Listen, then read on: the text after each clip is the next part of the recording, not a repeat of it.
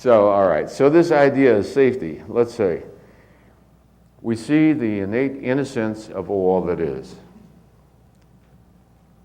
including people that are overcome by insanity, religious insanity. One of the forms of insanity is religious mania, and it can become almost epidemic. We saw it in Europe. Religious mania became epidemic. Now we see it in the Middle East, and where religious delusions become almost epidemic, you know, and they all begin to believe in that. And Europe went through that with Christianity and various perversions of Christianity. So the person whose mind is taken over by delusional thinking, the reason his mind is taken over by delusional thinking is because it has no way of protecting itself. It doesn't know truth from falsehood. You watched on TV channel how the German children were trained in the 1930s.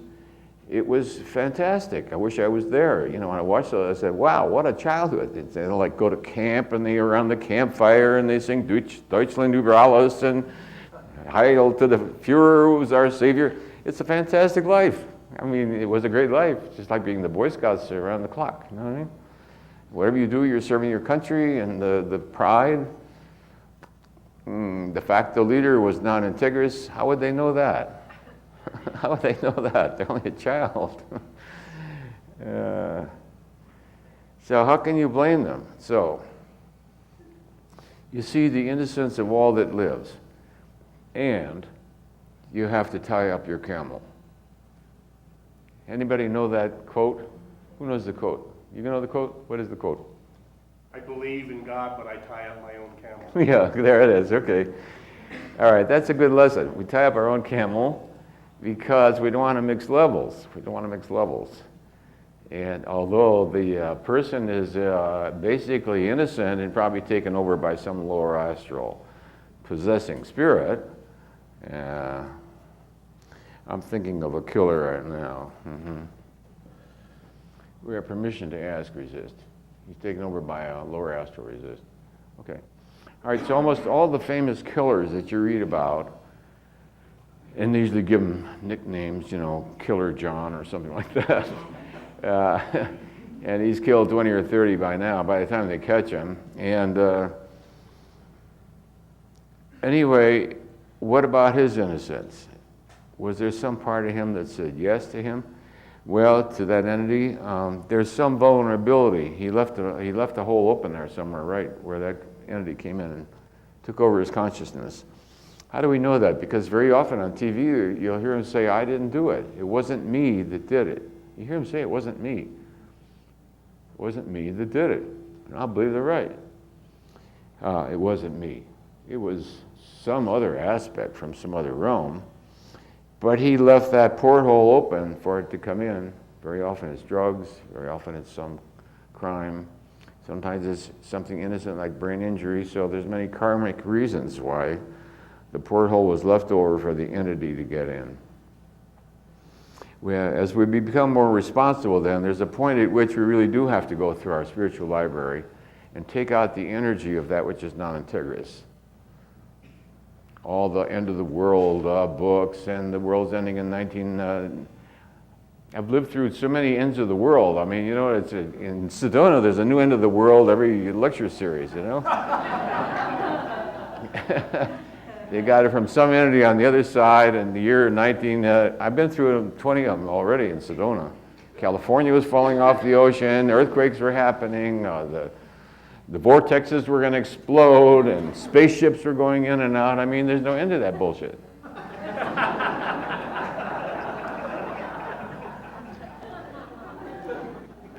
But it brings them in, I'll tell you, it brings them in. Yeah. Let's go out, baby, and watch the spaceships tonight. Okay. Hey, see those lights in the sky? They're speaking to me, and you're supposed to eat nothing but radishes, live in the desert, and wait for them to come and get you. They've already got you, folks, I hate to tell you.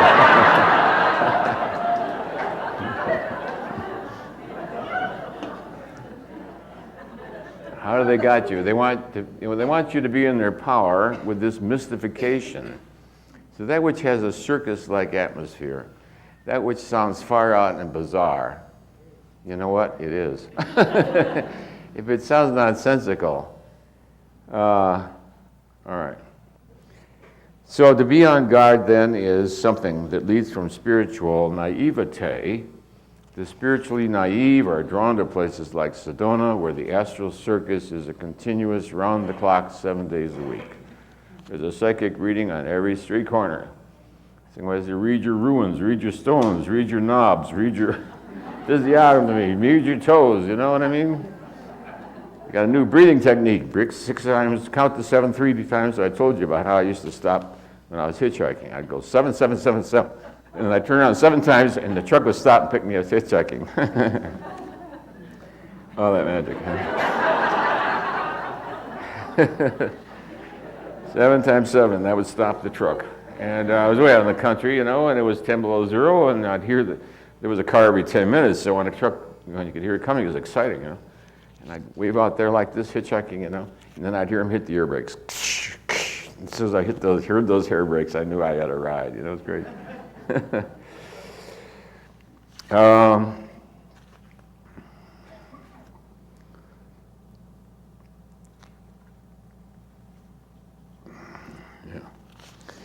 What we know about the kinesiologic test then is that it's limited to certain people, probably for certain reasons, you know. There's many other ways to find out the truth. You begin to realize that the truth is that which brings you love and happiness, and anything else is fallacious.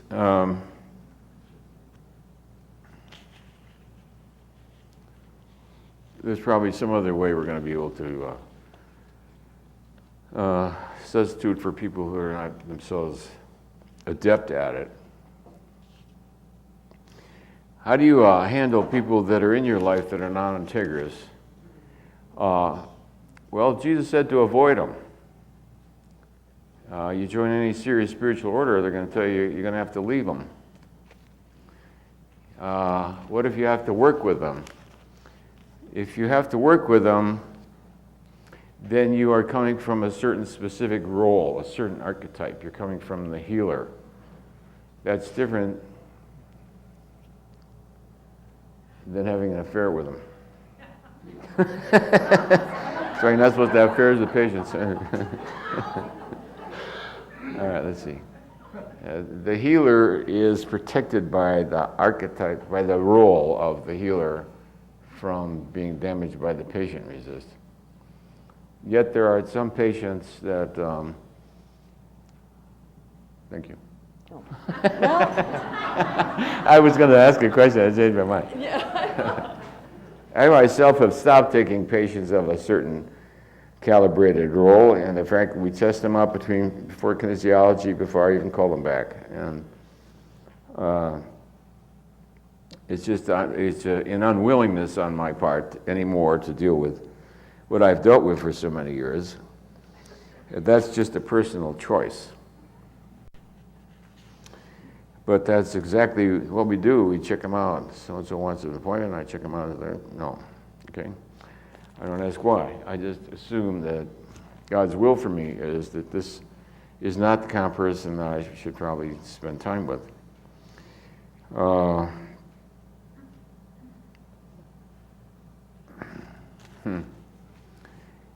These various states of consciousness are their own reality. They are their own reality on an experiential basis. The experience of hell is extremely hellish. These are all different levels of consciousness. Each one is valid within its own domain. Each one is valid within itself. The teachings of all the great teachers, you know, what Jesus taught was avoid anything that calibrates below 200. That's all he said, right? That's all he said. And traditionally it's called sin. But it really is just everything under 200. Greed, avarice, malice, hatred, all these things. He said avoid all that. Because if you hang out in it, when you leave the body, you will go to the realm that calibrates at that level. You will go to the realm like a cork in water, is the way I said. You don't have to worry about what happens to your soul when it leaves the body, because it's like a cork in water, and because of the absolute justice of all of creation, it will automatically gravitate to that to which it is aligned. It will automatically gravitate to that which is aligned. There is nothing arbitrary going on in the universe. There's nothing arbitrary. The justice of God is absolute, infinite, and impeccable. Each thing only experiences out of its own spiritual decisions that which it has chosen. Having experienced that, it may change its mind. And how? In the pit of hell, I said, if there is a God, I ask him for help. That was when the last possible anythingness was removed. When you see that hell goes on for eternity, forever, without any possibility, under any circumstance, of escaping from it, there goes your last card up the sleeve. Then it took that before you said, if there is a God, I ask him to help me. And then to the opposite end of the spectrum. So each is its reality on its own level. The spectacular presence, the infinite realization, it's like God God presents its divinity to you. It isn't that you seek it, it shines forth and stares at you. And like a shock, you realize what it is you're looking at. So each thing is what it is on its own level. Now to say that as an illusion, see, the question is there a hell or is there only an illusion of the ego? Any condition can be defined, you see, there's different points of view. Experientially, it was as real or more real than anything I'd ever experienced in my life. Hopeless, endless agony that went on for eons. That certainly would knock out any questions about whether there is a hell. Guess that answered that question, didn't it, boy? Yeah. All right, so we don't want to challenge hell, folks. It's just not a good thing. The level of consciousness of mankind is still 107, 108, 108, right? 108. Okay. 208. I mean 208. I keep saying that. I'm so... anyway, I'm very... it's a little hard being with the world this morning. Anyway, I'm doing pretty good. The consciousness level of mankind, I don't think I explained that correctly enough or well enough in the book. The average for mankind as a whole per generation is about 5 points. That's an answer I get with kinesiology. It's not a mathematical derivation, see? People individually, however, can make enormous jumps of hundreds of points in one lifetime. In fact, in one instant. Probably from minus 50,000, I went up to like probably it was 700 or 800 or something. You can jump hundreds of points, and people do it all the time. I mean, in these lectures, people jump hundreds of points very often. The average for the whole, however, let's say for a lecture is around 10 or 15, something like that. That's the average. See, faster is not better. Faster is not better. Many of these leaps leave you completely disorganized. It takes you a couple of years to get reestablished. I mean, just, the higher levels of love knock you out, It's very hard to function. Everything you see blisses you out. You're walking around like in a daze, you know. People think, oh, for a while people thought I was high on something, you know. They said, man, he's really high on something. You know? By the time I left the East, by the time I left the East, everybody thought he must be high on something. You know, I was, all right. If I told them what it really was, they would have thought I was really crazy, so I didn't tell them. The presence of God is really intoxicating. But all my colleagues would have really thought I'd lost it. These inner states, there's not many people in the world that will understand them. And that's the value of a spiritual community as well. Other people have had these states and they know what it is, where you can't stop crying for a couple of years, you know. Everything you look at, there's certain music, I don't know how, it would not be able to function and listen to that music. There's one piece, Brock put a piece of music at the end of this Om Namah Shivaya tape, and if I'm going to function, I have to get out of the room because its beauty is just paralyzing. You just can't move. So you have to get used to these states, learn how to function. The next lecture, I'm going to have to learn how do you talk about that which paralyzes you with exquisite bliss. How do you talk about it at the same time you're experiencing? I don't know. Find out next time. I have no idea how it'll happen.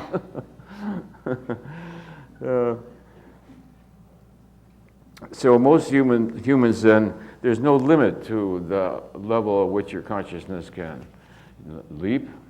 There are certainly karmic influences. The most intense thing is the willingness to surrender to God at extreme depths. Extreme depths. And perhaps what was shocking in the evolution of this consciousness was the degree of the depths to which it had to go. It was beyond all imagination to have to go to that depth, to let go of whatever that blockage was. I never went back and checked out with kinesiology what was the blockage that made it so necessary to go to such a great depth, you know. Hitting bottom, how deep does the bottom have to be? I mean, and yet we see it every day, people who've lost everything, they've had I see people at a counseling center, he's been 5 times in prison now, his wife has left him, his children have left him, his health is gone, he's got all kinds of charges hanging over him, and he sits there and he says, I don't have a problem with alcohol. And you go, what does it take, man? What does it take, you know? Do we have to chop off each finger one by one? Get to toe number 8 before he says, yeah, I got a problem with alcohol. What is it going to take? I don't know. That power of denial can be so powerful. So that's what we say. We can carry the message, we can't carry the person. The unmanifest has within it the quality, the potentiality of becoming manifest. Now the question really is what moves divinity from the unmanifest to the manifest? I don't know. Amusement, maybe. Nothing more comical than the human race, huh? I think I'm bored. I think I'll make mankind sit back and it's like watching the Animal Channel, huh?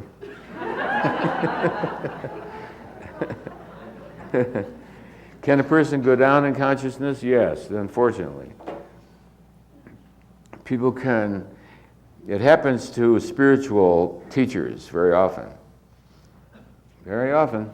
You'll see they write a book up here, 500s, and then you check them out years later and you find that they calibrate at 1. What do they usually calibrate? Down here someplace. So that which begins to have an impact and dispel negativity begins to, you might say, a power struggle between, for dominion over man. If a person's evolution of their consciousness gets high enough, it begins to threaten the dominance of negativity, which then fights back and says, having sex with your devotees is a way of blessing them and sharing God's exquisite presence as love. Next thing you know, the guru's on the internet. He's having sex with this person, that person. Wealth is an expression of God's abundance. Accumulate the millions, you know what I mean? They fall, and we've already expressed that in previous things. Each one, when you sort of get to a certain level, it's like the test of its opposite comes up. It's like the test of fame, fortune, power over others, glamour, falling for your own publicity. Those are all the dangers. So there could be a chink in the armor. You see, that's where something non-integrous allowed some entity or energy to come in, and nobody except people who are like students in these classes, to my knowledge, are sufficiently warned in advance of what's going to come up and how it's going to come up and how to look at it and what's out about it. And what's out about it is the context is out about it. Content only. The Luciferic is very, very, very clever.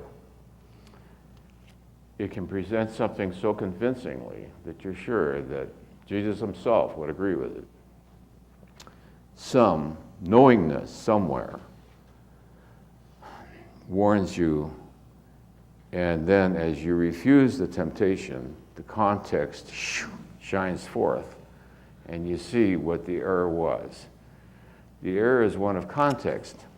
I remember in this lifetime the Luciferic coming up, and it was the same Luciferic sentence that I've seen other gurus, and in fact some of them I've met, they fell for the exact phrase. I recognize the phrase, and I know what phrase it was and how it came up.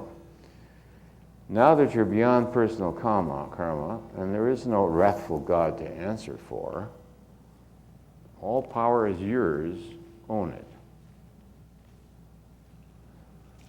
And that's where they fall.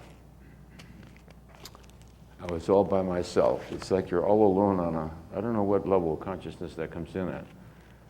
But it's sort of routine that it comes in. And the error there is you may be beyond personal karma, but you are not beyond the karma of the presence of God as the totality of the universe.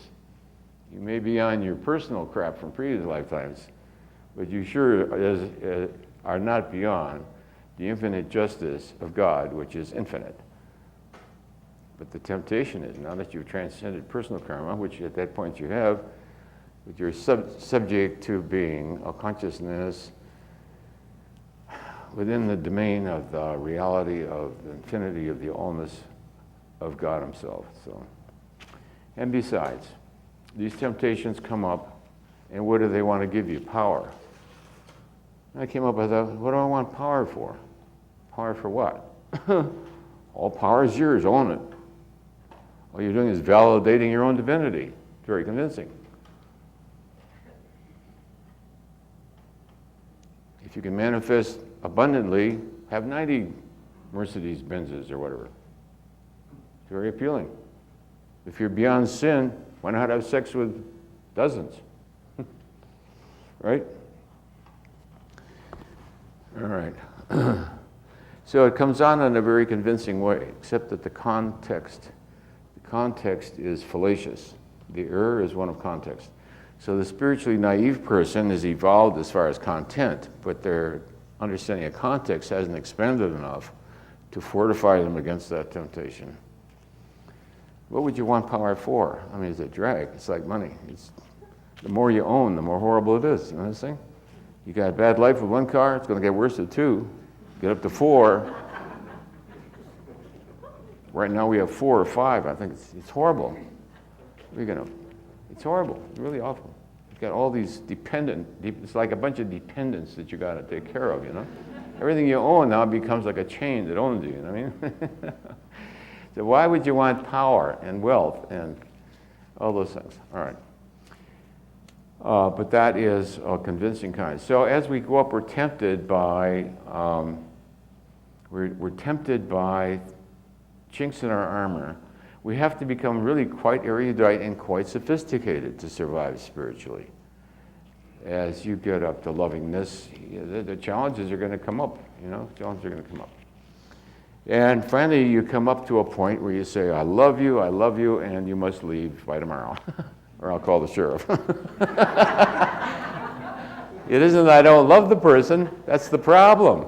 The problem is that I love the person. That is the problem.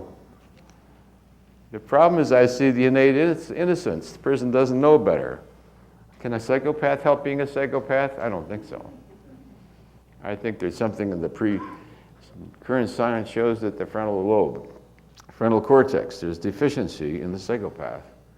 It shows up at age 1.5, age 3, no capacity to delay gratification, impulsivity, all these things. So now getting rid of that which you love, that's what's hard, see? Yeah, because it's now required. It's an exercise you learn how to do. You let go your attachment to that person, that relative, that car, that spouse, whatever it is. You're not going to reach a great deal of enlightenment if this person keeps pulling you back into this energy field over and over and over again. All right, so that's it. The demand becomes different as you progress spiritually. You progress from spiritual naivete that stops at every street corner for a psychic reading, and you go through naivete, and then through often painful experiences, you develop spiritual maturity. You don't become you don't own your own spiritual mastery from the level of naivete,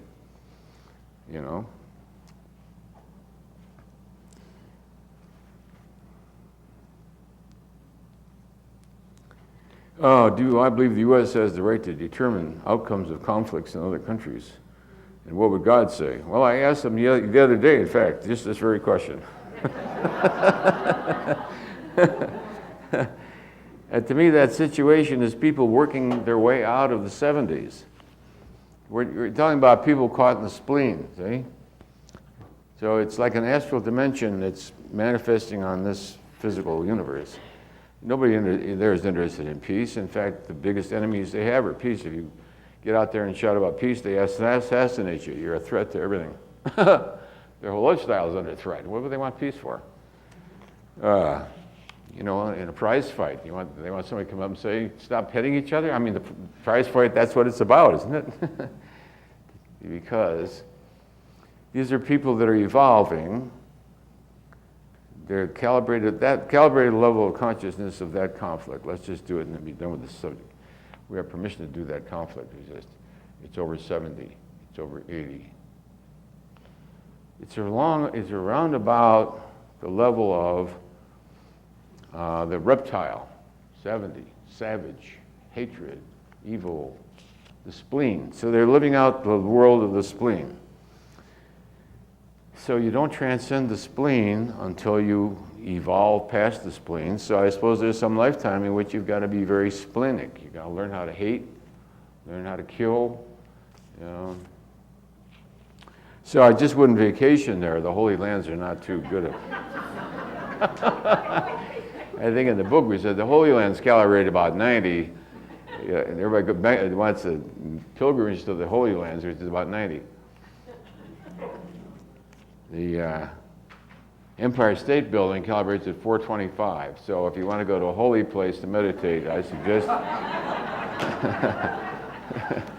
And the 102nd floor, for some reason, calibrates higher than the 86th floor. The 86th floor of the Empire State Building is where most people get out. And there's a little tiny elevator, if you want to, you can go up 102 to 102. For some reason, that calibrates about 20 points higher. I don't know why, but it does. Probably less idiots, less cowards up there. Only, who knows what it is. I don't know. So what are the best ways to heal shame? Shame, I'm glad that somebody asked me that, because that is a tough one until you recontextualize it. Shame is really vanity, pride. Shame is pride projected onto society and then visited back upon yourself. You let go of the pridefulness and own that being a human leaves you to be fallible. It's okay to be stupid, make terrible mistakes. It's inevitable.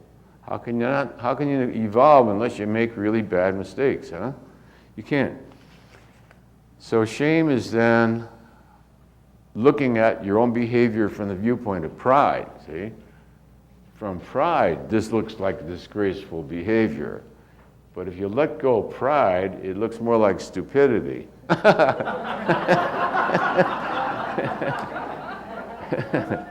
Stupidity is innate to the human condition. Ignorance is what we're all born here with. We have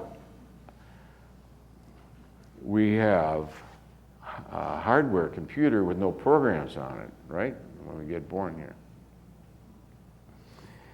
All right, so we're obviously, shame is a technique used by parents, see? It's a misfortunate one. Shame on you, you know? To teach the child to shame oneself is sort of a not too great a technique. And it's good for my business, though. I preside Prozac, and all this stuff really helps with shame.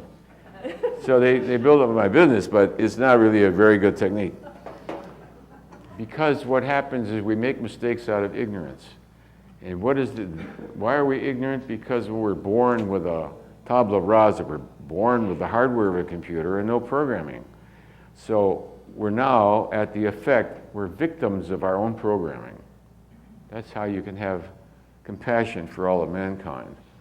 You see that every innocent little bin Laden who was once a happy little baby boy got programmed by all this crap. So he is now the victim of his own ego. He's the victim of his own fallacious belief systems.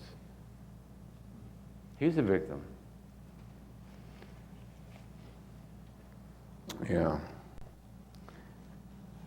So we don't feel sorry for him. We don't make excuses for him. And we avoid him. But we also see that despite that degree of negativity, the innate innocence is still there, otherwise you couldn't program them. You couldn't train all those little children in Germany to become good Nazis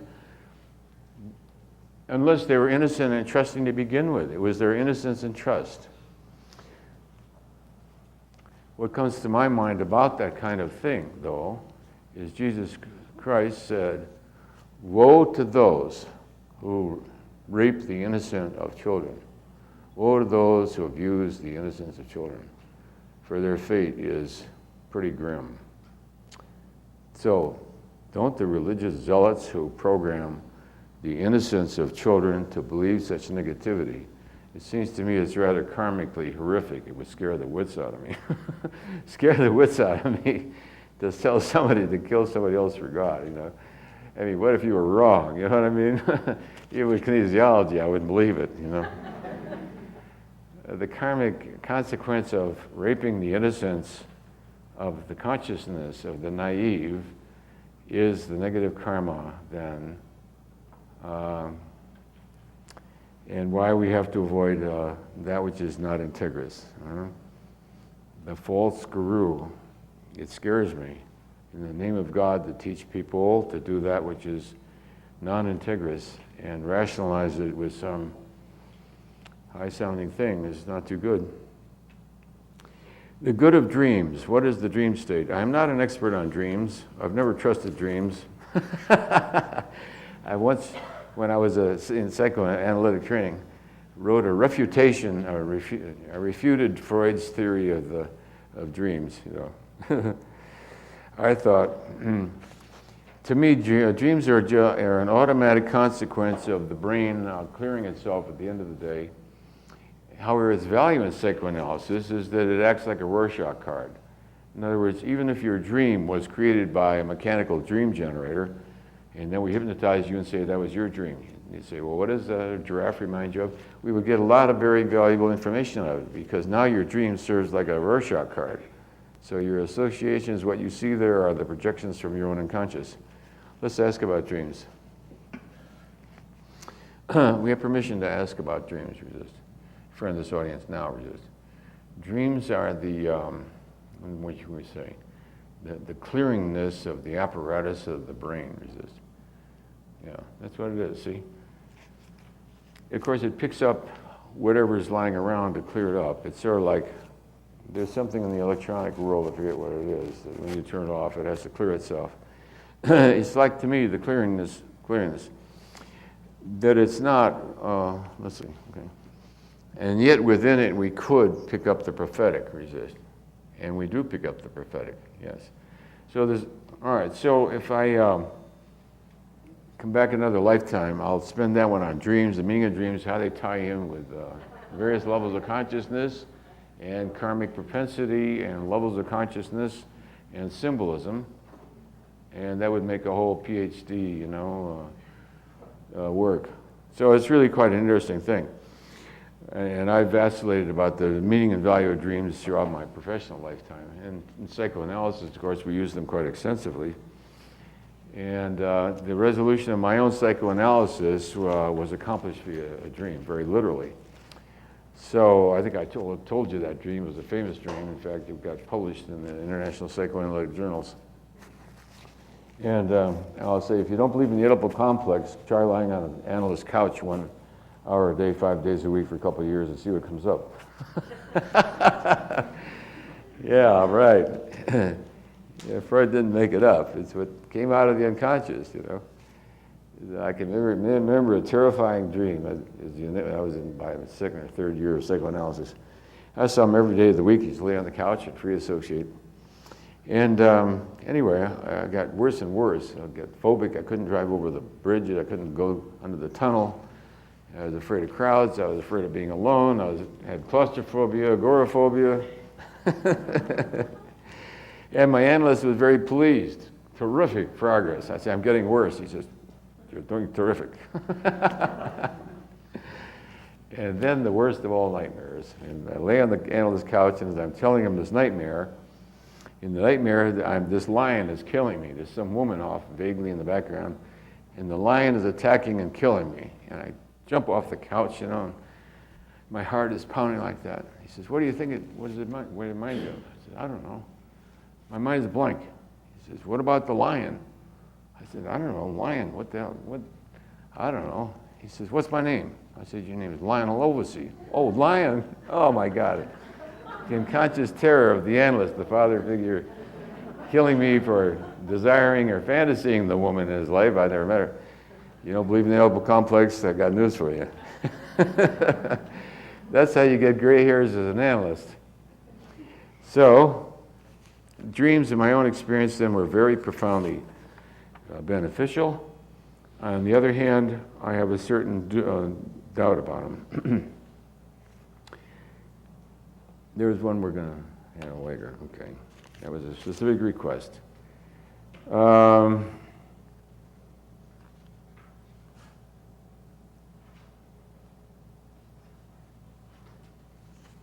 Well, now, to overcome the effects of negativity in your life requires spiritual work, and what you do is you utilize every technique and thing that you know. You can smudge the room, that's classic. Let's see if that's useful. Smudging the room with sage is useful. It does repel negative energies. All right, so we start with the most primitive. Just smudge the room, that gets the energies out. You pray. You use prayer, you use all the things you ask for a miracle. The consequences, of course, also fulfill certain needs within yourself. There's a need to come out of spiritual naivete into spiritual wisdom. The only way you can do that is if enough people steal your shoes, you finally get. You can't trust every monk with your shoes. Holy robes do not. Sooner or later, a monk's going to steal your shoes. That's right.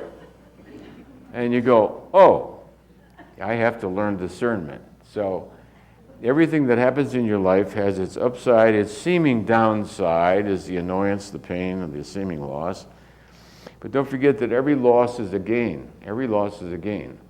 So grief, do we have grief in here? Yeah, we have grief. Don't forget that every loss is a gain. Where there was a something, there is now freedom. With total freedom, you lose everything. By the time you reach enlightenment, you've let go of everything. Even your own existence, even your own physicality. the dominion of the core of the ego as the sense of I, as you walk towards that gate, you know you're dying. You actually die. You literally, actually experience dying.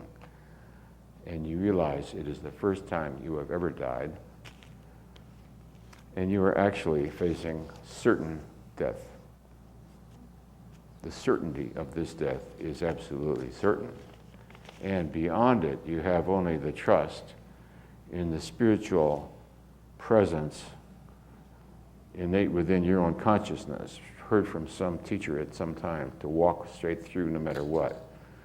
And so that faith takes you through the terror, because at the last moment, it was, in this experience, a terror, because it was death itself. And you realize you've never died before. Every time you left the body, it was like terrific. And this is real death. So there has to be a willingness to surrender everything all the way down to the absolute bottom. There's some question here about silence, several questions about silence. And then we're going to have to break for lunch. As quietude prevails, have you got that CD that I like, Om Namah Shivaya? You want to put it on if you can? All right.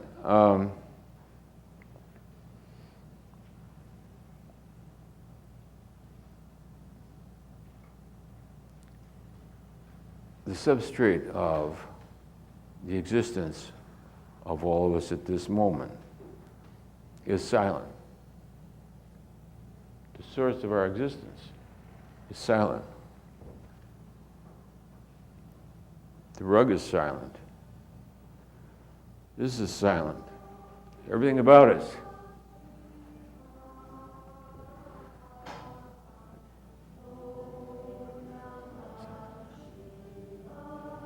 You get what I'm saying?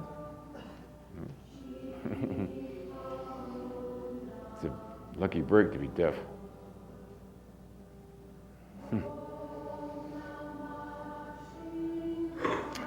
All right, so out of that innate silence then is where, as you expand context, you begin to own the silence as yourself, and that which is interfering with the silence as the not self.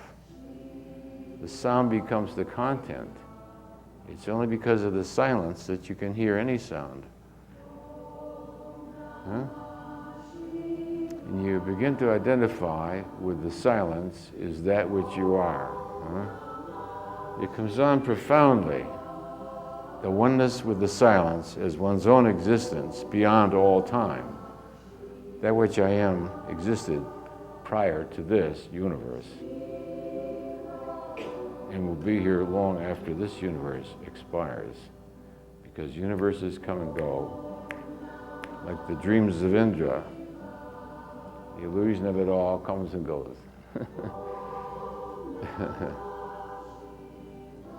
And creating and unfolding universes is how I enjoy myself. That's my prerogative, right? That's a prerogative.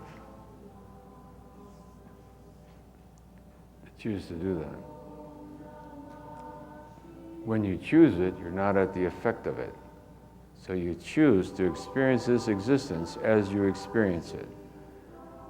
And in so doing, you let go resisting it. And as you let go resisting it, you dissolve it. And you go back into that which you are prior to this existence. Yeah? And that is the meaning of the silence.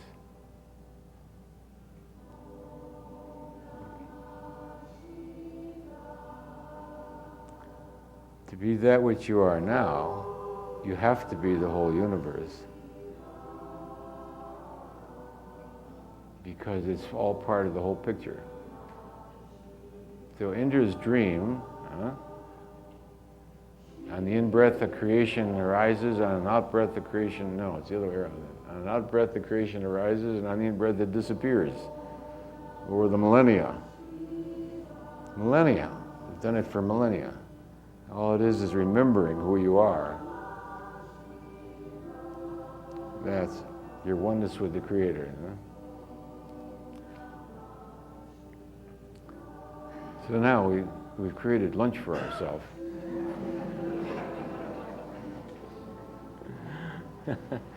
And we'll see you after lunch.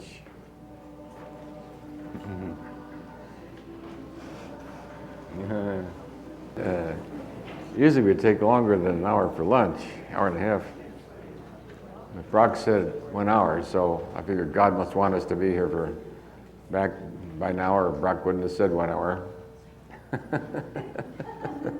I don't know why he wanted us to cut short our lunch, but apparently God did, so here we are.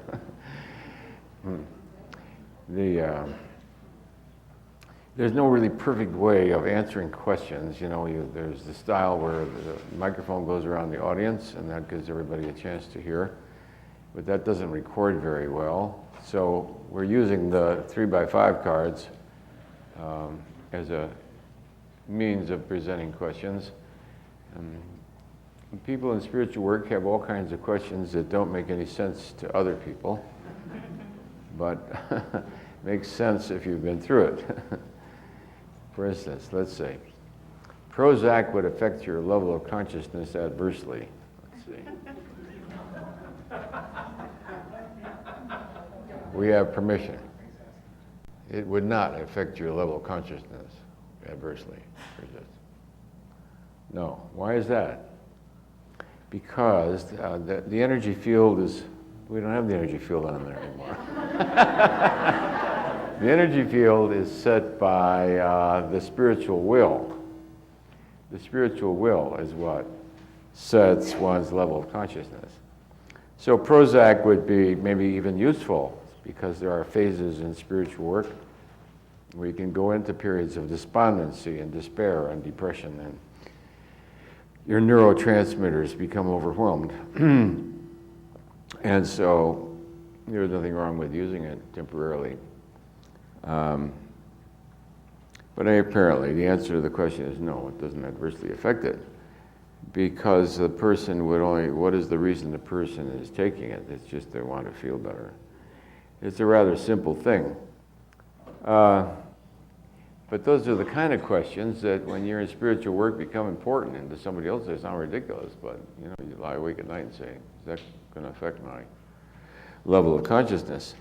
So let's have some of the other ones that we didn't finish this morning, and then we'll launch into some other subjects. Now, what is the best way to influence events in the world favorably? Well, first of all, you could ask yourself why you want to change events in the world. Then you'd have to realize that what you mean is your perception of events in the world. The way you see it, you're making certain presumptions, and because of the way you see it and your presumptions, you want to do something about it. So all those steps are subjects for spiritual to transcend. The world that you see is not a world of reality, it's a world of perception, yours and other people. It's the acting out of a melodrama. And everyone, if you check out your prior lives, will find that you were involved in similar things, and for the same reasons that people are involved in them now. So you might say, on the planet, there are people that go, well, where's our distribution of consciousness thing? On the planet, there are people that go from near enlightenment or enlightenment all the way down to the bottom of the pile. What we look at is the bottom of the pile. We look at them as the bottom of the pile, but that's from our point of observation. That's from their point of observation. When you get a person out of apathy up to angriness, they're making good progress. So let's see, what happened to our transparency we had on there? Hey, the other one. Yep. Well, these are hard to see because this is the black top on this piano. The type doesn't show up too good on a black top. So, all I want is this good old reliable here. There's good old reliable. No, that's not the one I want either. Well, this one will do. Because we refer to this one rather often. But if you see the distribution of the levels of consciousness on the planet, you realize that the majority of people are somewhere down the line, farther back on the road, however you want to picture it, you understand? And what are you they're supposed to be doing all day to keep busy?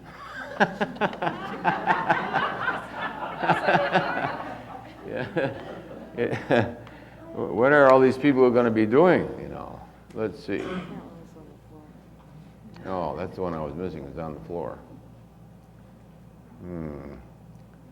So let's see. The people in this room are way over on the right-hand side there. What about the rest of the people? Have a heart, you know? They need somebody to kill and hate and all that. I mean, where would you be without an enemy in the Middle East? Nobody to bomb? I mean, it'd be horrible. Your life would lose meaning. So, there seems to be a hand on this picture, honey. Is it? Oh, that didn't matter. Okay. All right, so all these people live here. So we said, what's his name is around 70. Where's my wonderful T-shirt? Yeah. So, all right, so how do you evolve in consciousness? You have to go through the levels. You have to go through the levels. People give up a level when they hit bottom, when this is not the way you want to live, when this is not, when it finally gets you.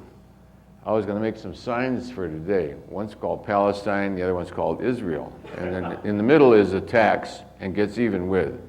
And they just switch the cards, hour by hour. Palestine, you know, yesterday was they. Every day you just change these two cards, and because the news doesn't change.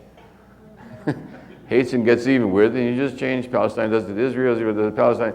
You just go back and forth like this. One day somebody says, you know, this is stupid.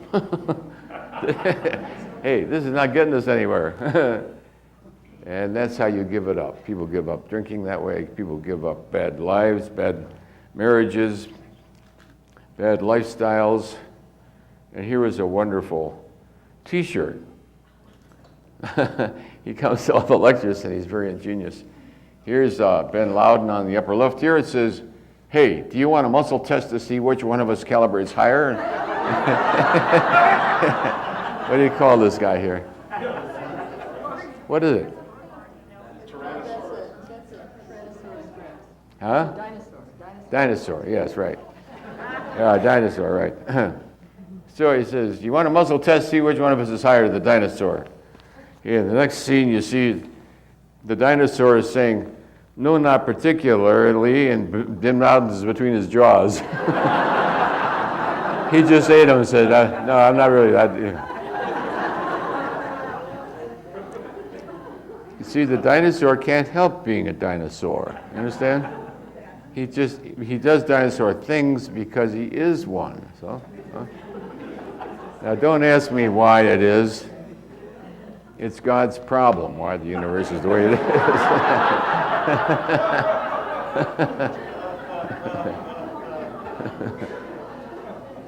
I don't know. It's like a little egg. There's a little egg, and then it gets bigger and bigger, and then a big egg, and then it hatches. And then it's a furry thing, and it gets bigger and bigger and bigger, and then it lays an egg, and then the little bitty egg gets bigger and bigger. No, don't ask me why. Why is it that way?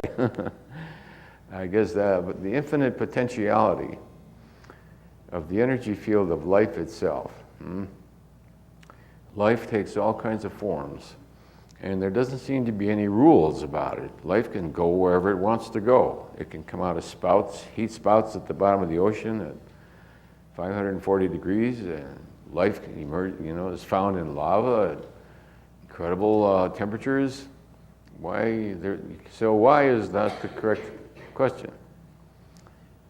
Why is why not the correct question? Because why is never a correct question.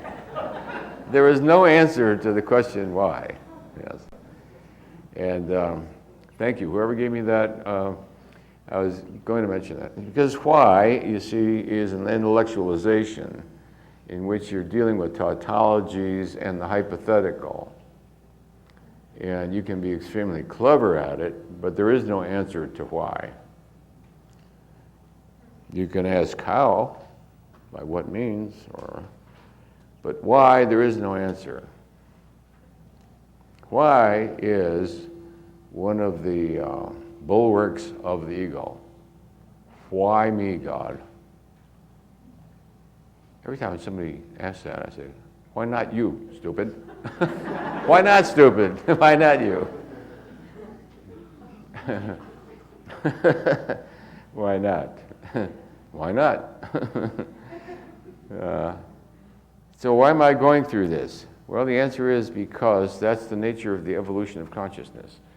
It automatically. So apparently, the world population can't get to here. It starts out here and comes out of the ooze and evolves up to hominid.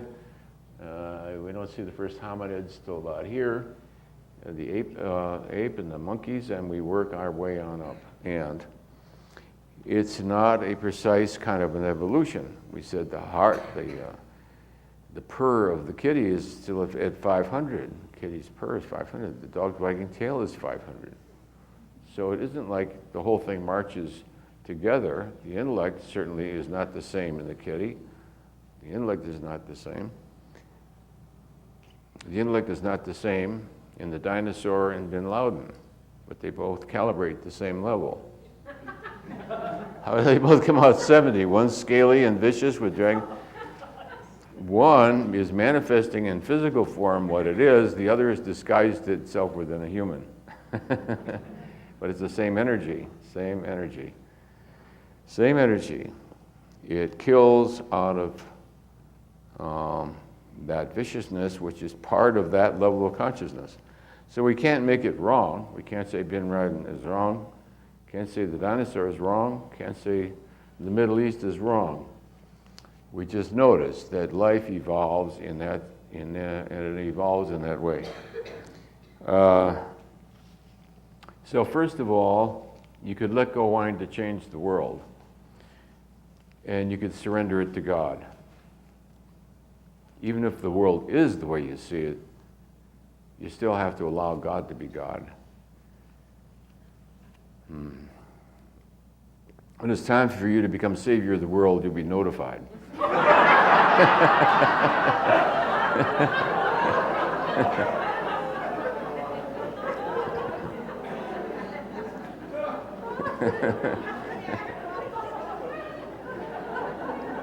But the question brings up, that famous teaching of Ramana Maharshi. The reason I quote Ramana Maharshi and Nisargadatta Maharaj a lot is because they lived in recent years, and what they said was taken down verbatim, so we know exactly what they said in response to certain questions. When you go back to gurus that are 2,500 years old, does anybody guess what they said or how it was interpreted?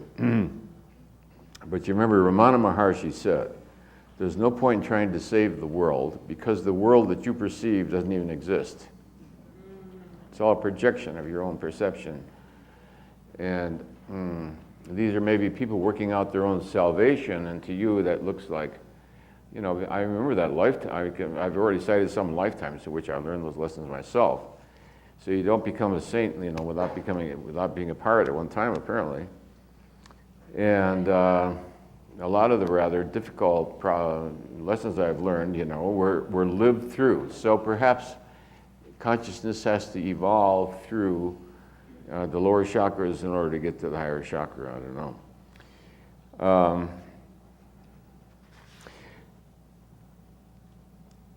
Certainly the intention of praying for the world has a collective benefit effect. Let's see if that's so. This has a collective benefit effect.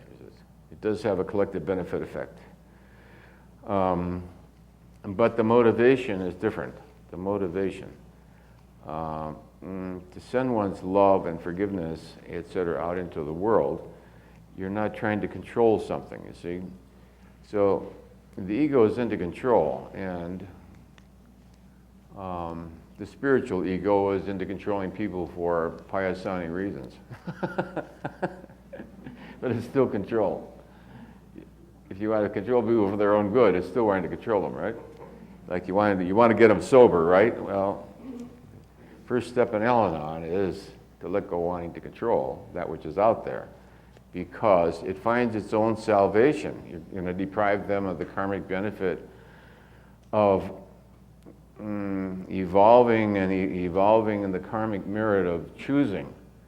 So if you force somebody, you rob them of the karmic merit of making that choice, because one's level of consciousness is determined by choice, by the spiritual free will.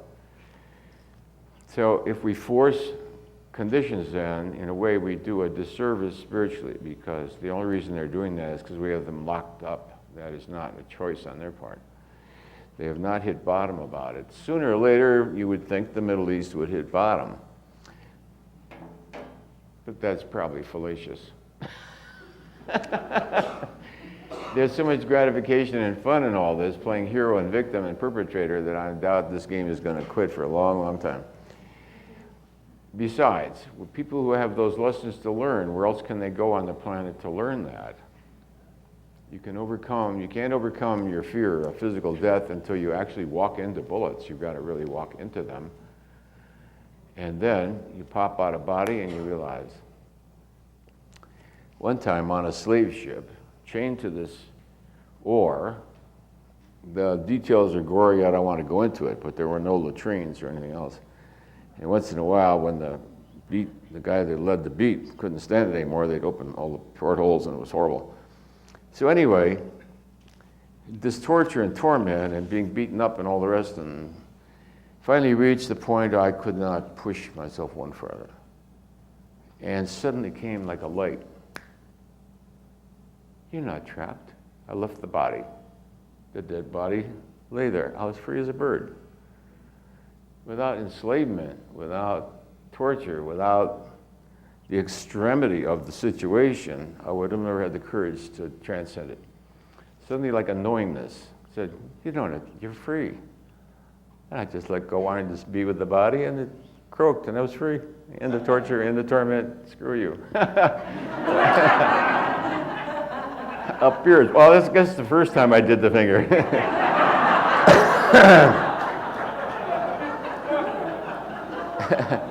They had to haul the dead body out and everything, so there, All right, so you need slave ships and galleys, and you need torture chambers, you hate to say that, but I don't know why the ego is so resistant. This is a whole area for research.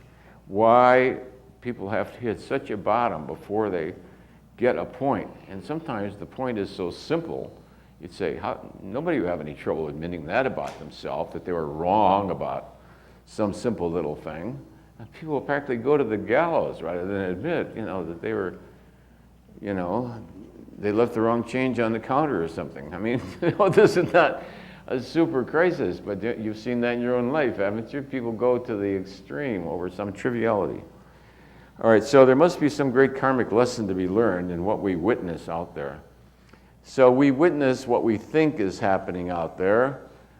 If these are 78% of the population, or 85 or whatever the world it is, 78% now I guess, these people all have to have a life. They have to live someplace. They have to have a job. They have to eat. They have to stay alive.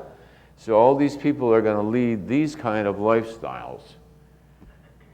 If you're driven by greed in the solar plexus, then you're going to become president of a giant corporation and milk it for the multi-millions. And you got to have some place to do that. You can't do that as a slave in a galley. I mean, that was an opportunity there.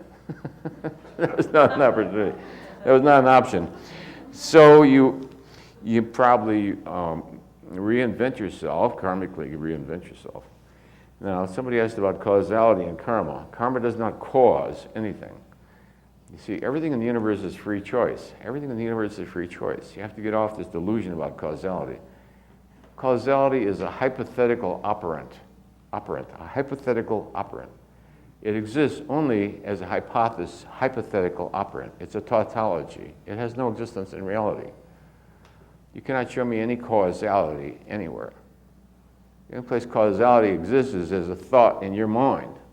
You don't see anything causing anything there at all. Nothing's causing anything. It is that way. Everything is what it is. And if it is what it is, it doesn't have to be caused, does it?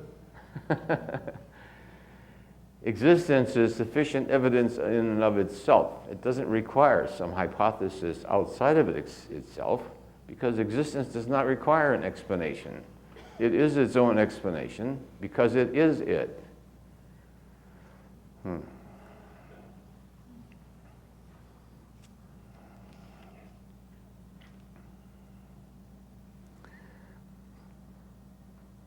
I forgot what the question was.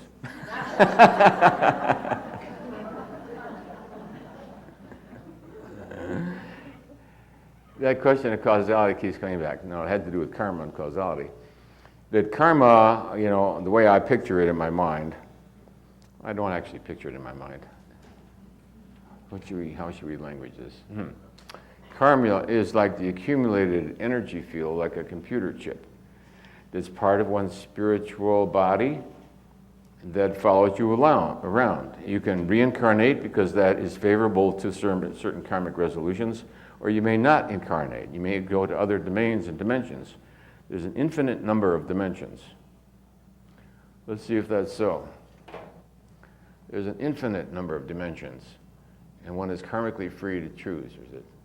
There's an infinite number of dimensions. People see, well, there's the earth, and then there's heaven, and there's hell. Oh my God. There's an infinite number of dimensions, and they expand at an infinite rate. An infinite number of dimensions expanding at an infinite rate. At the rate of infinity, you might say.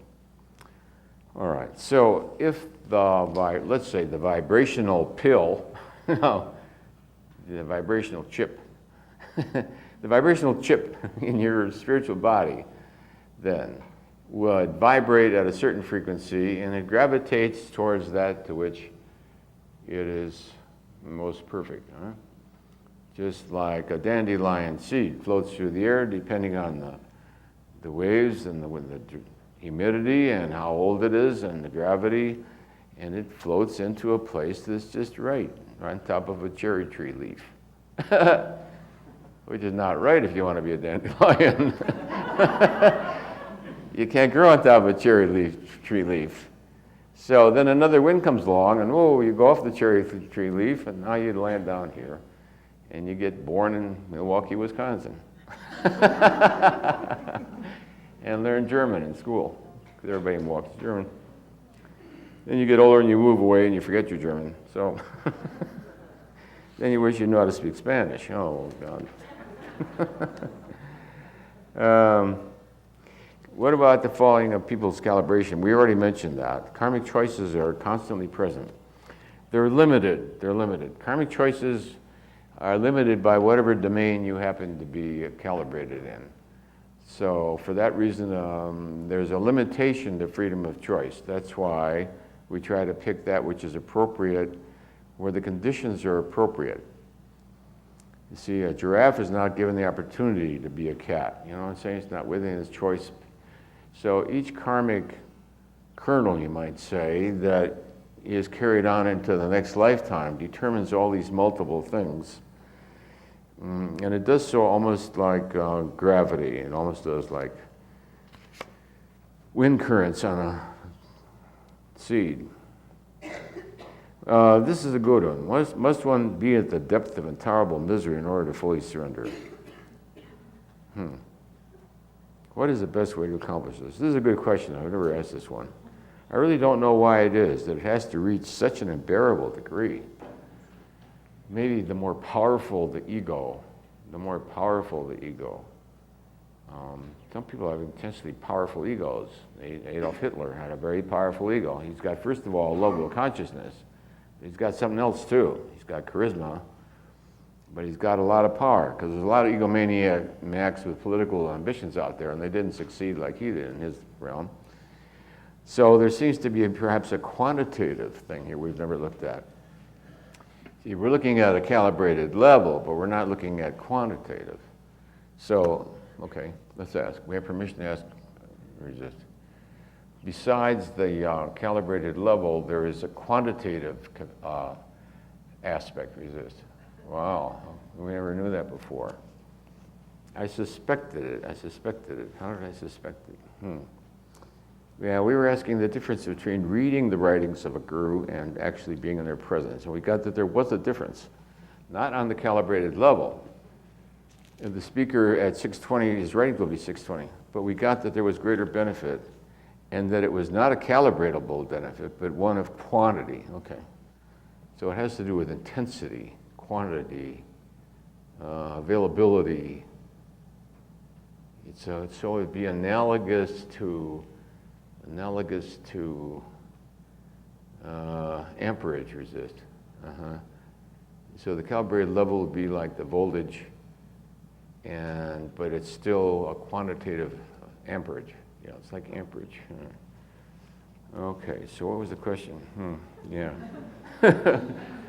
I suppose then a resistance might be the same thing. There could be willy-nilly little resistances where you let it go, or there could be very, very powerful ones evolved over great eons of time that it takes the ultimate to break down. Let's see if that's so.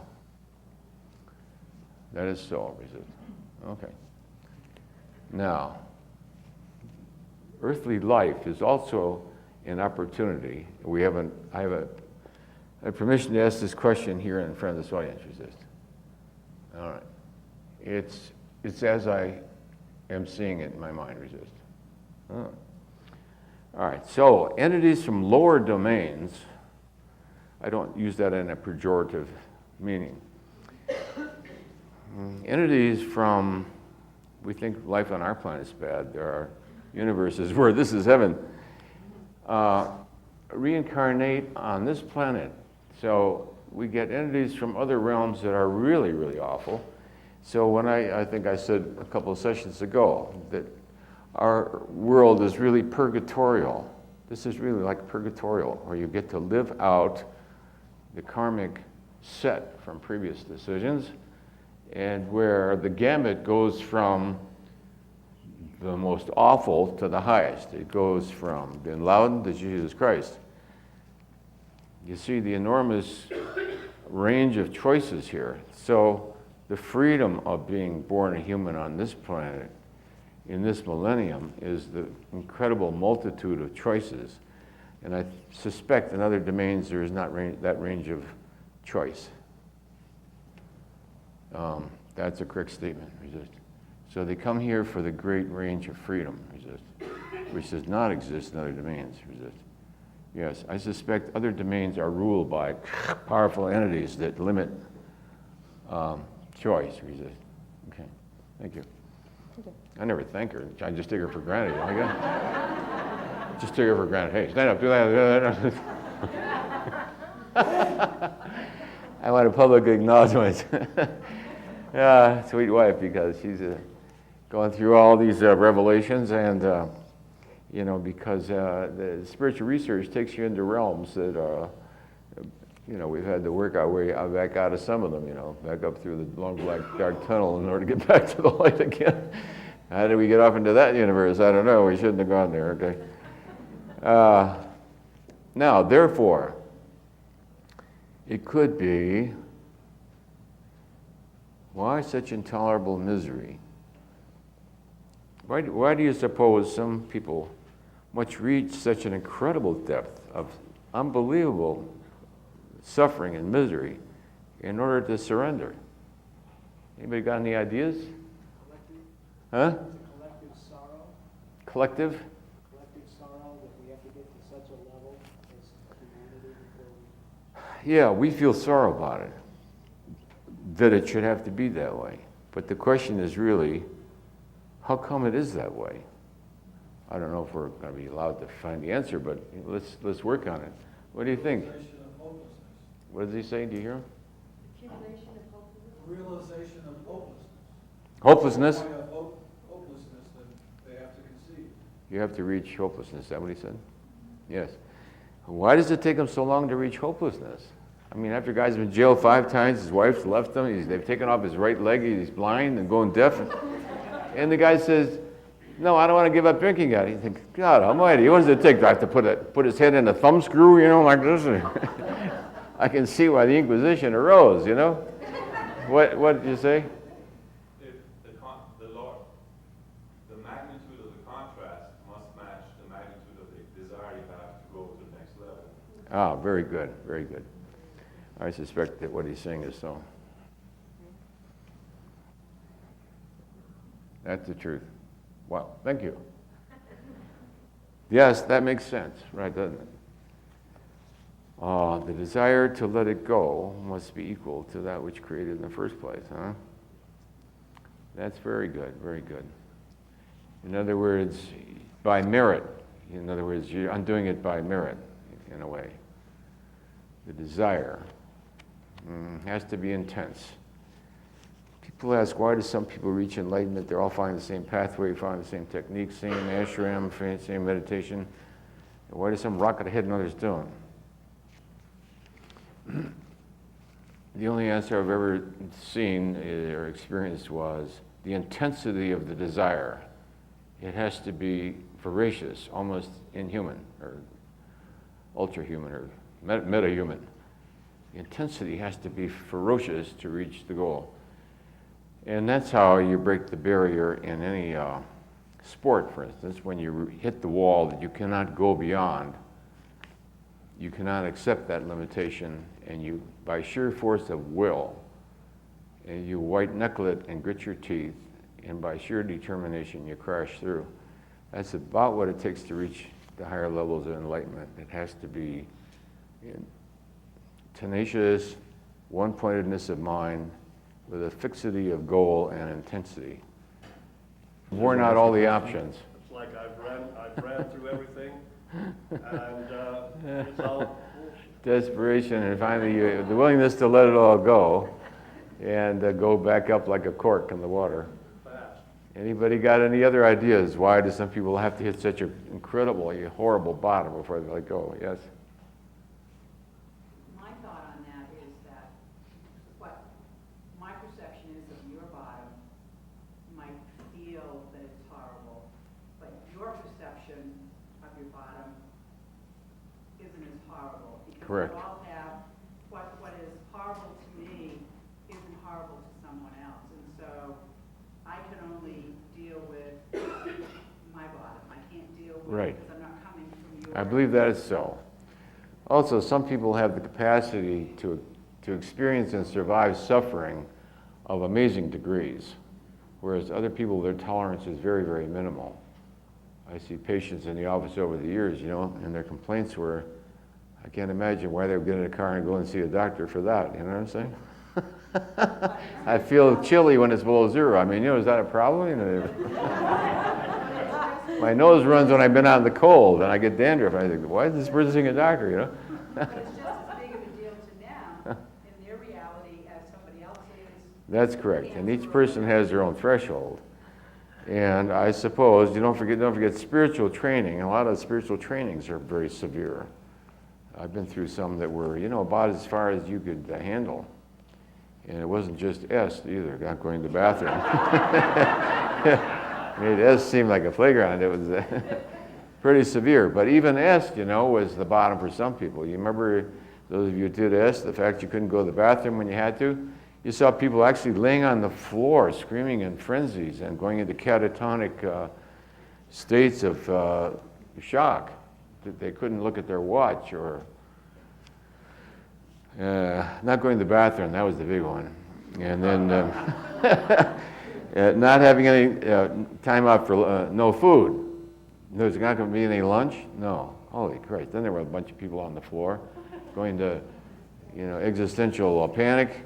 That they're going to die if they didn't eat, etc. And so everybody's stuff came up, but like you were saying, there's a great variety, some of which to the observer we would think is ridiculous, but to them it was really a crisis. I suppose if you've been beaten up at age 3 months for wetting your panties, the fact you're going to the bathroom is going to bring up existential terror, and they're going to go through something that you won't go through. All right, so we might say, inadvertently, we all create our own bottom, inadvertently. We all create our own bottom by either conscious or unconscious decisions. And many decisions, as you do spiritual work, you become conscious of that you made them, but you'd forgotten them, or they're unconscious.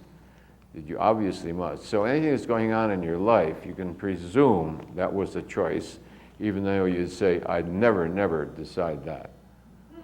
I would never decide, I would never choose so-and-so. Oh yes, you would have, under the right conditions. I'd say, if you don't choose that, I'll blow your head off. Boy, you just made that decision in a hurry. Right conditions, you make any kind of a choice, any kind of agreement, pact, P-A-C-T, with whatever energies may be tempting you at the moment. And later on in another lifetime, you say, oh, I never could have agreed to that. Yes? Mm-hmm. Well, in some cases, it seems to me that we make, well, I know I make unconscious decisions in the past. Yes. When I was unconscious. Right. And my picture would be that my ego collaborated with my body. In some cases, that might create addictive behaviors that are with the mind or the body itself. Yes. So it's a collaboration of the ego and the body, and for the spirit to break through that, one first has to be conscious, awake, and then you realize maybe how much ground you've lost.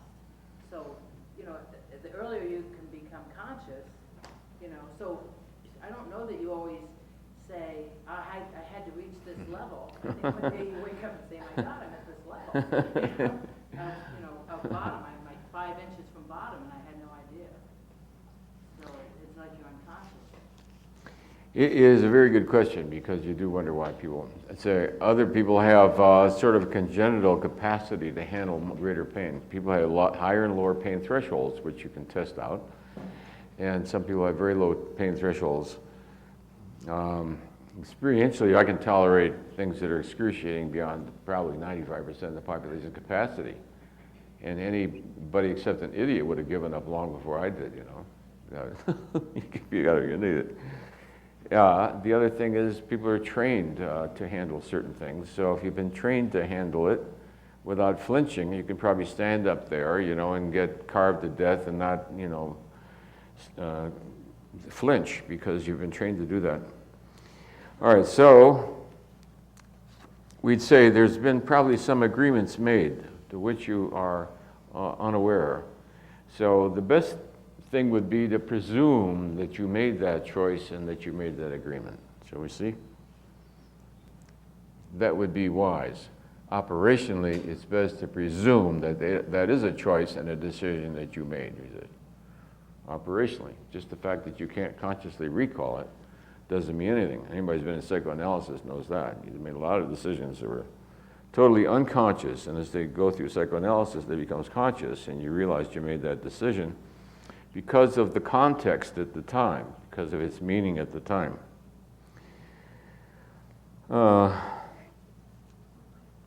Some of these I can't quite make out the meaning of the question.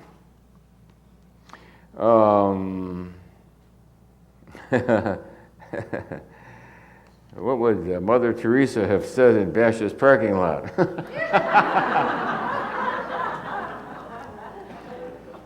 Mother Teresa. I don't know. I don't speak Hindi. She probably would have said, and I bless you, my brother.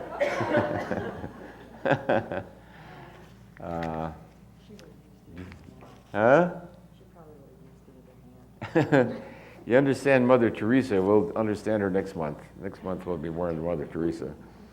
Because next talk is the way to God through devotion, through the heart. Most of these lectures we've been approaching it more like the Zen, more like non-duality, Advaita or Advaita, whatever you call it. How do you pronounce it? Advaita. Like the pickled herring, Advaita? Advaita pickled herring, yeah. All right, so we've been dissecting the mind, taking it apart, and one of the reasons we did it in this sequence is because when the obstacles to love are removed, it's sudden. The way to sudden enlightenment is you remove all the obstacles, and then you turn up the fire into the burner, and so everybody will be enlightened within 60 days. We've tried to do it in that way. I noticed that the Course in Miracles did it the same way. I was fascinated by the Course in Miracles because before presenting you with the truth that I am love and I am spirit and God and I are one, etc., long before that, it first disassembles the ego. First, it takes the ego out, which is going to say, this is nonsense, this wouldn't apply to me, I'm just a nobody. First, it says, you know, my thoughts don't mean anything. Whoa. That was a brilliant move. When I saw that lesson, I said, this is spiritual genius. This is written by spiritual genius. To see that the sequence should be to first disassemble the ego before you present it with spiritual truth. Religion does it the other way, presents you with spiritual truth at a point where you couldn't possibly grasp that that's the reality. You got so much guilt, you couldn't own that for yourself. You got so much shame, you couldn't possibly do it. You got so much annoyance at God who's going to punish you later, and you're so scared of him, you hate him. Religion doesn't have a chance with the average person, you know. You got to talk yourself into believing it, and that's what's called faith. That despite all the irrationality of it, you know, you go with it. But for a spiritual seeker, then, the correct sequence is to first comprehend the nature of the ego, how it got to be that way, so that you can own it. You can't own the ego if you're going to go into guilt, shame, see it as your enemy, hate it, fear it, etc. And some spiritual pathways do that. They set up the ego as an enemy and reinforce it. So by familiarity, we take the ego apart, you know, stick by stick, like pickup sticks. We see how it does this, creates a bifurcation. Then we go back to the source of the bifurcation. We surrender that. The bifurcation and all the multiple bifurcations that come off of that decision now all disappear. All the algorithms, you know, one choice creates a duality. Each branch of the duality now bifurcates until you've got thousands and thousands of your neurons all jumping with hate in the bastard. Being loud, and you want to kill him, he's awful, he's evil, he's terrible, he's done. See all that stuff? The guy doesn't know what he's doing, does he? He's a mental case, right? To be brainwashed into the exact opposite of the spiritual truth, there's got to be a few nuts and bolts missing, you understand? All right, so if we disassemble the ego by understanding its structure, so if you want to take something apart, you understand how it's put together. If you understand how it's put together, now you can start taking the sticks out. And the structure becomes weaker and weaker, weaker and weaker. Then you come in with the fire of the heart. After all the obstacles have been removed that would have already eliminated it or deterred you from even following the pathway of devotion. So the sequence of the lectures, we started with the basic underpinning of the ego, which is the belief in causality. We worked our way through how dualistic thinking arises and how to let go of the positionality, because it only creates a whole other set of dualities, each branch of which creates a whole other set of dualities, and you can pull the pin on the whole bank of it. See? Millions of neurons, and then you pull the pin on this one, they go silent. All that chit-chat stops. So that's the reason we presented this in the sequence that it has. So this is number 8. And I think the way of the heart is number 9. And having seen that the obstacles were all artifacts of mentalization with no intrinsic reality, we can easily dispense with them.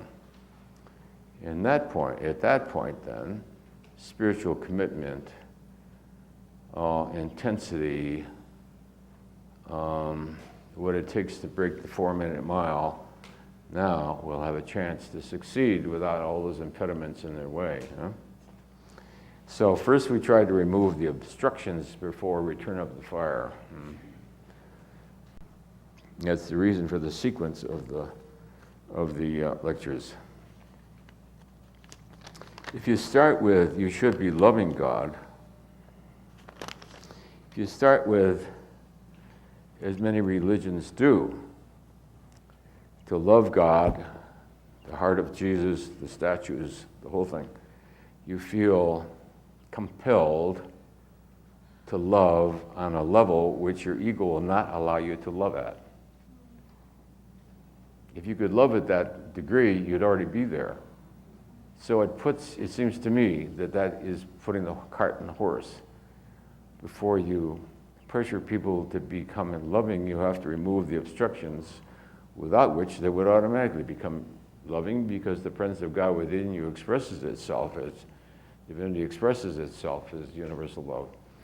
So we try to remove the obstacles, and then lovingness becomes a real possibility. Too often it becomes an artificial self-belief.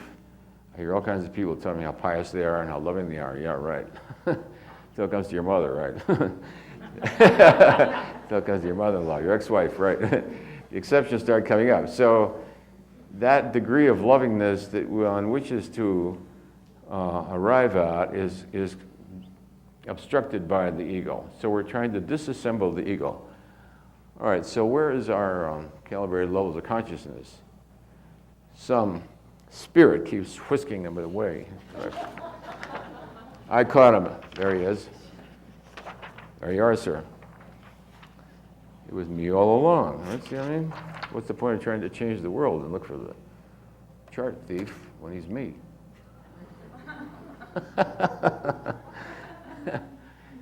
All right, so intention. A lot of spiritual work comes out of the solar plexus. It's ambition, spiritual ambition. So it's sort of a solar plexus drive. You see what I'm saying? It's coming out of the solar plexus. So a lot of driven kind of spirituality, which some branches of some churches over time, have displayed to severe degrees, are coming out of the solar plexus. It's got nothing to do with love, you see? And so you keep, we're going to put you on the rack and keep it going until you agree to love God.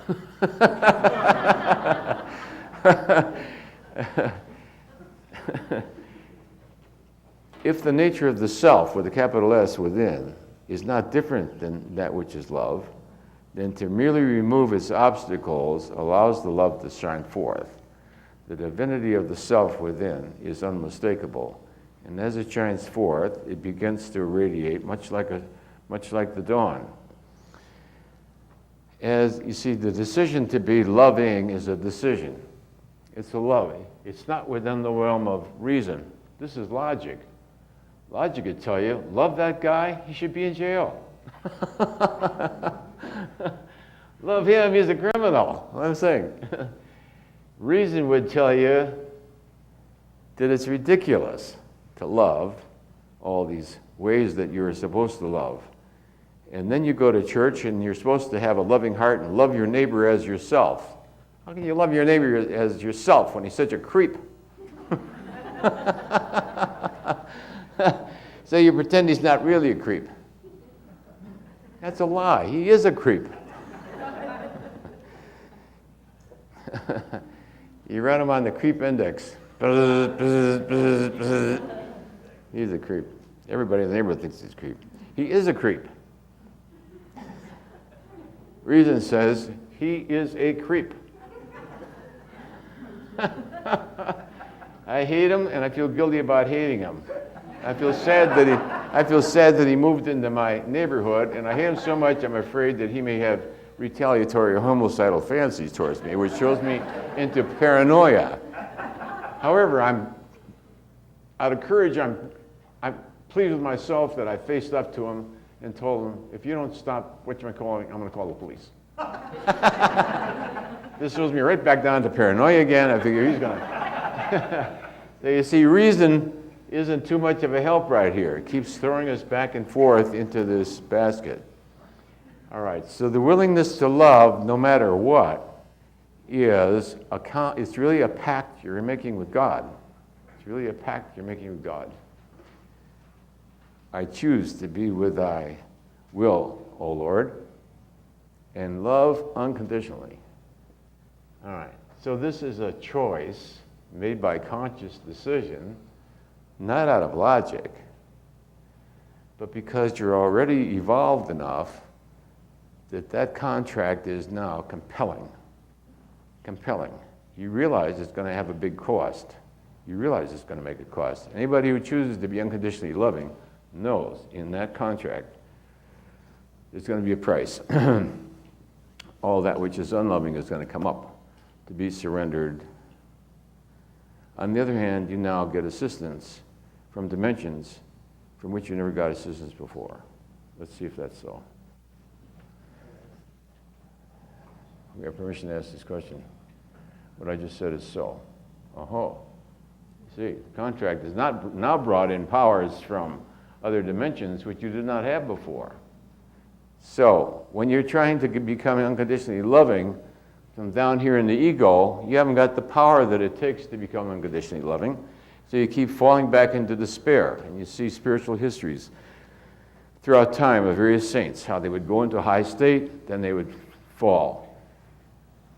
Oh, my beloved, how could you have deserted me?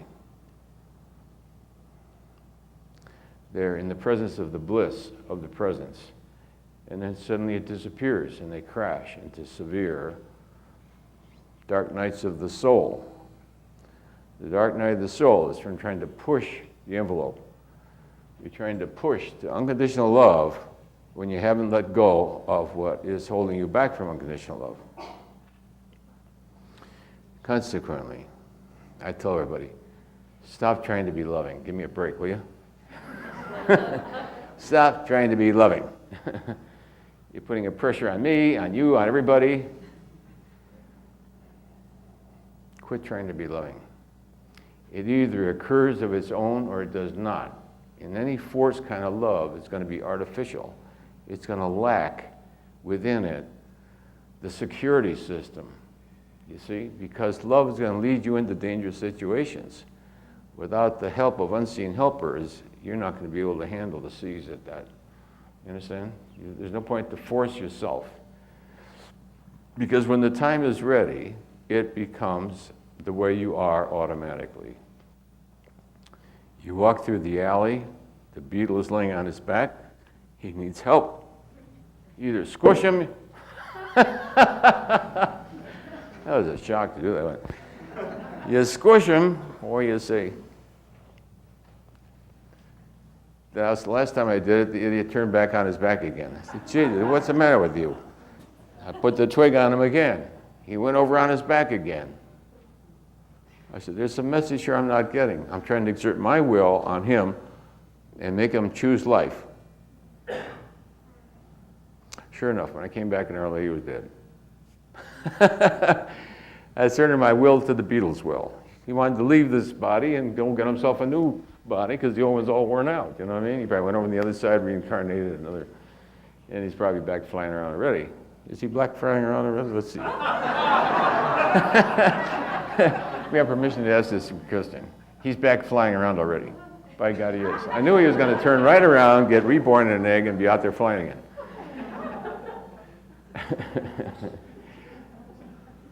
See, because you cannot kill life. Life is not subject to death. That's one of the most profound things we said in all these lectures. Life is not subject to death. Resist. Life is not subject to death. Something of its own quality. It takes something of its own power, its own quality to kill it. Nothing has the power to kill life. You cannot kill anything. You cannot kill life. What you can do is block its expression in this particular form and force it to choose another form. But you cannot kill life. Did you ever chop up a bowl of mercury? It's illegal nowadays. You're not allowed to chop up bowls of mercury. But when I was a kid, you know, Dad would always bring home mercury. And little kids, you know, you try and pick it up. And of course, it would instantly go like that and put a knife down it. No matter what you did, you could not break up this little pool of mercury. It was just mysterious and wonderful. Nowadays, it'd probably get you arrested. The EPA would be around there ringing your doorbell. You're getting mercury vapors out into the world or something. But in those days, there was greater freedom, and you could poison yourself if you wanted, you know. Which is something else you don't have to worry about, because as we've demonstrated before, the time of your death is already set. Let's reaffirm. The time of birth, the exact time of your death is already karmically set. Resist.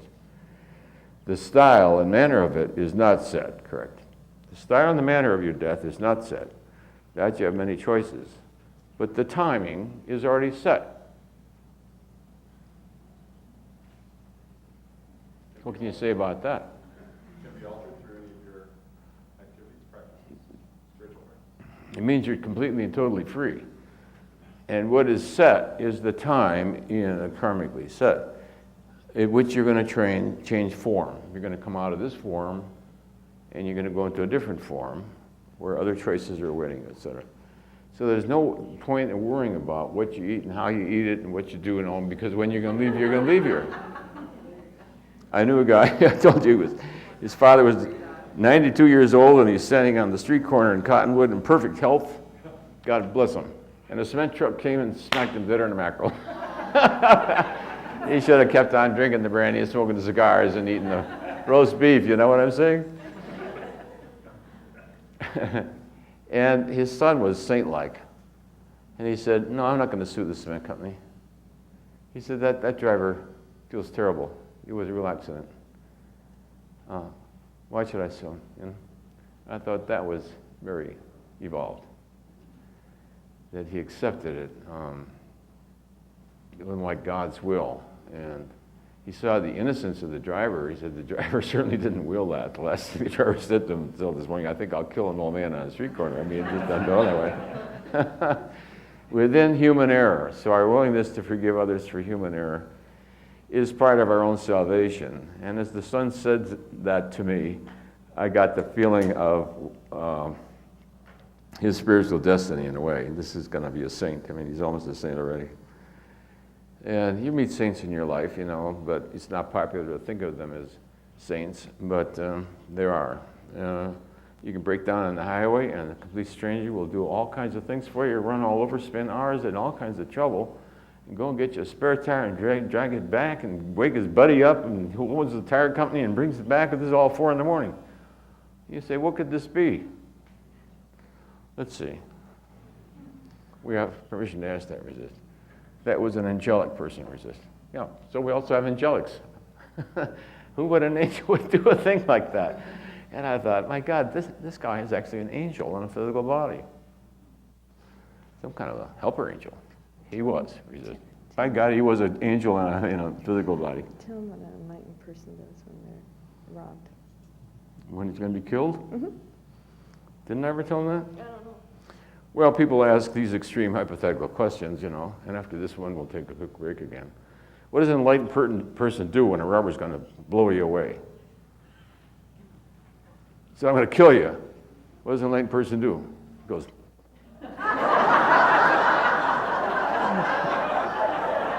bye. I don't mind being killed, and you know, you shoot out a body and you're in an incredible space. But that loud noise, man, I just hate that loud noise. Okay, so let's put our fingers in our ears and pray for the best, and we'll meet again after a short break.